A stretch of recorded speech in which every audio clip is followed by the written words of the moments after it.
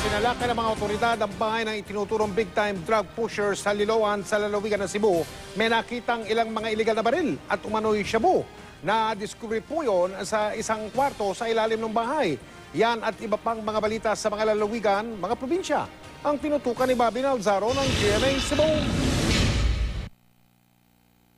Ang underground room sa bahay nito sa Liloan, Cebu, taguan pala ng mga iligal na baril at umano'y shabu na mahigit 2 milyong piso ang halaga.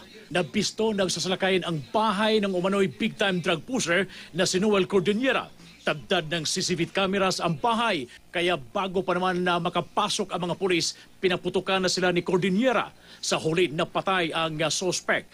Naaresto naman ang 5 lalaking naabutan sa loob ng bahay.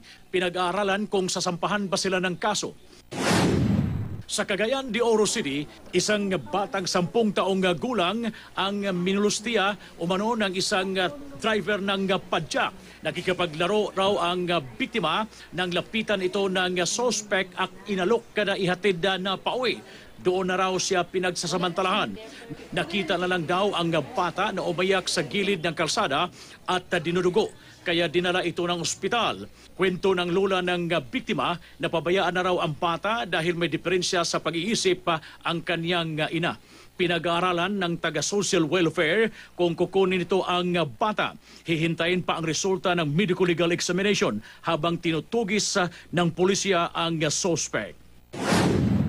Sugatan ng isang komentarista sa radyo sa Dagupan City matapos siyang barilin. Pauwi na raw si Orlin Navarro nang barilin siya sa likod ng suspect. Ayon kay Navarro, maraming nagbabanta sa kanya at posibleng may kinalaman nito ang kanyang trabaho sa krimen.